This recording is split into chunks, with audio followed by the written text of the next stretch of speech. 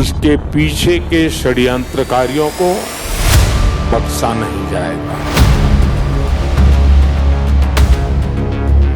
करीब 6:52 पे एक स्लो मूविंग व्हीकल जो रेड लाइट की तरफ आके रुका था, उसमें एक ये एक्सप्लोजन हुआ है।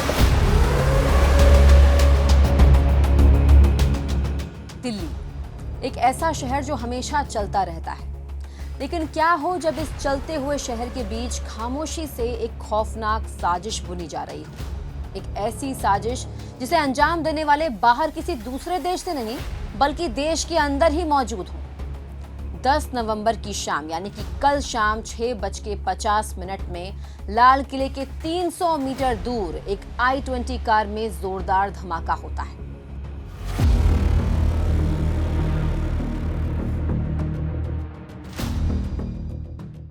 हमले में तकरीबन 10 से 12 बेकसूर लोगों की जान चली जाती है, 24 से ज्यादा घायल होते हैं। जब आप लाल किले से ITO की तरफ बढ़ते हैं तो लाल किला मेट्रो स्टेशन के पास ये धमाका होता है। वो लाल किला जहां पर हर साल 15 अगस्त को प्रधानमंत्री भाषण देते हैं। मतलब आतंकियों की मंशा सिर्फ धमाका करके लोगों की जानें लेना नहीं बल्कि देश को आतंकित करना था। इस धमाके के बाद देश में पैनिक क्रिएट करने वाला एक ग्रुप एक्टिव हो जाता है। ये ग्रुप हर उस काम के लिए एक्टिव रहता है जो एंटी नेशनल हो सकता है। ये ग्रुप सोशल मीडिया पर फेक तस्वीरें, फेक वीडियो सर्कुलेट करके देश में पैनिक क्रिएट करना चाहता है। यही ग्रुप इस धमाके के बाद ये सवाल भी उठाता है कि सरकार कुछ कर ही नहीं रही है और हमारे देश की इंटेलिजेंस जो है वो फेल है। पिछले 1 महीने से हमारी देश की इंटेलिजेंस ने जो खुलासे किए हैं, जो गिरफ्तारियां की हैं, एक बार वो सुनिए। इसी महीने नवंबर में ही हमारी देश की जांच एजेंसियों ने डॉक्टर मुजम्मिल शकील नाम के शख्स को गिरफ्तार किया। पुलवामा का रहने वाला ये डॉक्टर फरीदाबाद की अल फलाह यूनिवर्सिटी में सीनियर डॉक्टर था। इसकी गिरफ्तारी हुई और इसी की निशानदेही पर फरीदाबाद से 360 किलो एक्सप्लोजिव मिला। इसके अलावा लखनऊ की रहने वाली लेडी डॉक्टर शाहीन शाहिद को भी गिरफ्तार किया गया, जिसकी कार से असॉल्ट राइफल और भारी मात्रा में कारतूस मिले। डॉक्टर शाहीन शाहिद फरीदाबाद से गिरफ्तार हुए डॉक्टर मुजम्मिल शकील की करीबी थी। इन दोनों से पहले सुरक्षा एजेंसियों ने डॉक्टर आदिल अहमद राथर को गिरफ्तार किया था। इसकी निशानदेही पर AK-47 और RDX मिला। इन दोनों को मिलाकर सुरक्षा एजेंसियों ने टोटल 2900 किलो एक्सप्लोजिव सब्सटेंस बरामद किए। 2900 किलो IED एक पूरे शहर को तबाह करने की क्षमता रखता है। इन 3 गिरफ्तारियों के बाद सुरक्षा एजेंसियों की रडार पर था डॉक्टर उमर। डॉक्टर उमर पुलवामा का रहने वाला था। बताया जा रहा है कि वो इस पूरे नेटवर्क का ऑपरेशनल हैंडलर था और गिरफ्तारी से कुछ दिन पहले फरीदाबाद से ये गायब हो गया था। पुलिस उसकी तलाश में थी, लेकिन इससे पहले कि एजेंसियां उसे पकड़ पाती, दिल्ली में धमाका हो गया। सुरक्षा एजेंसियों द्वारा गिरफ्तार किया गया एक और नाम जो हमें चौंकाता है वो है गुजरात से पकड़ा गया 35 साल का डॉक्टर अहमद मोहिउद्दीन सईद, जिसके पास से राइसिन नामक जहर मिला। ATS का कहना है कि ये डॉक्टर इस जहर को बायो वेपन के तौर पर इस्तेमाल करने की तैयारी कर रहा था। कुछ समझ रहे हैं आप? ये सब हमारी सुरक्षा एजेंसियों की कामयाबी थी। सोचिए, अगर ये सब गिरफ्तार ना हुए होते और अगर ये अपने मंसूबों में कामयाब हो जाते तो कितनी बड़ी तबाही मच सकती थी।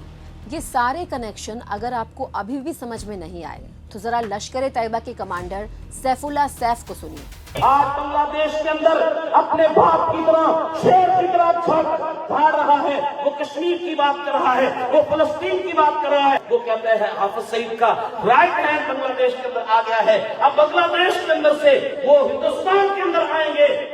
वो हम कहते हैं हम पूरी दुनिया के अंदर मजलूम मुसलमानों की आवाज बनेंगे। सैफुल्लाह ने ये दावा किया कि भारत में जल्द ही कुछ बड़ा होने वाला है जिसे बांग्लादेशी अंजाम देंगे। इन सारी कड़ियों को मिलाकर देखिए तो तस्वीर साफ होने लगेगी। प्लानिंग बड़ी थी जिसे हमारी सुरक्षा एजेंसियों ने नाकाम किया है, क्योंकि गिरफ्तार हुए सारे लोग अगर अपनी प्लानिंग में कामयाब हो जाते, अगर ये नेक्सस कामयाब हो जाता तो बड़ी तबाही मचना तय था। लश्कर-ए-तैयबा के कमांडर की बातों से ये पता चलता है कि हिंदुस्तान को दहलाने की प्लानिंग थी। हमारी सुरक्षा एजेंसियों ने जिन लोगों को गिरफ्तार किया है उनके पास से तबाही मचाने वाला सामान ही तो बरामद हुआ है। 2900 kilo explosive, AK-47 rifle, ricin जहर, इन सब से अगर एक साथ हमला होता तो कितनी बड़ी तबाही मच सकती थी। हो ना हो, इसका दिल्ली धमाके से कुछ ना कुछ कनेक्शन तो जरूर है। इस पर अभी भी जांच चल रही है। प्रधानमंत्री मोदी और central home minister Amit Shah इस पूरे मामले के टच में हैं और आज पीएम मोदी ने भूटान में अपनी स्पीच में भी साफ कहा है। तो क्या माना जाए कि दिल्ली हमला पाकिस्तान की ओर से किया गया एक एक्ट ऑफ वॉर था? और अगर था तो क्या ऑपरेशन सिंदूर 2.0 की तैयारी है? क्योंकि पीएम मोदी ने देश को भरोसा दिलाया है कि दिल्ली धमाके की जड़ तक जांच होगी और किसी भी दोषी को बख्शा नहीं जाएगा। इसके पीछे के षड्यंत्रकारियों को बख्शा नहीं जाएगा। All those responsible will be brought to justice. इसका एक दूसरा एंगल भी देखिए, पहले ये माना जाता था कि कम पढ़े लिखे लोग, गरीब लोग ब्रेन वॉश हो जाते हैं, उसके बाद ये आतंक का रास्ता चुनते हैं। तो फिर जिन लोगों को सुरक्षा एजेंसियों ने दिल्ली ब्लास्ट से पहले गिरफ्तार किया, वो लोग कौन थे? ये लोग तो वेल एजुकेटेड डॉक्टर्स हैं। इनका ब्रेन वॉश कैसे किया गया? एंटी नेशनल से टेररिज्म का रास्ता इन्होंने कैसे अख्तियार किया? जो डॉक्टर को भगवान माना जाता है, जो कसम खाते हैं कि उनका पहली रिस्पॉन्सिबिलिटी जो है वो लोगों की जान बचाना है, वो खुद ब्रेन वॉश हैं और एक मकसद के लिए आतंक की साजिश कर रहे हैं। आपको क्या लगता है कि क्या गिरफ्तार हुए लोग doctor Muzammil Shakeel, doctor Shaheen Shahid, doctor Adil Ahmed Rather, doctor Ahmed Mohiuddin Sayeed का दिल्ली ब्लास्ट से कोई कनेक्शन है? इस हमले की इन्वेस्टिगेशन अभी लगातार चल रही है। इस वक्त जब मैं आपको ये खबर बता रही हूँ तब भी लगातार अपडेट्स आ रही हैं।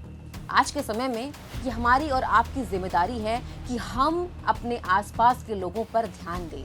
हमारे समाज में कौन क्या कर रहा है, कौन क्या बोल रहा है, इस पर नजर रखना बेहद जरूरी है। अगर हमें कहीं भी कुछ संदिग्ध लगे तो तुरंत पुलिस या सुरक्षा एजेंसियों को सूचित करें।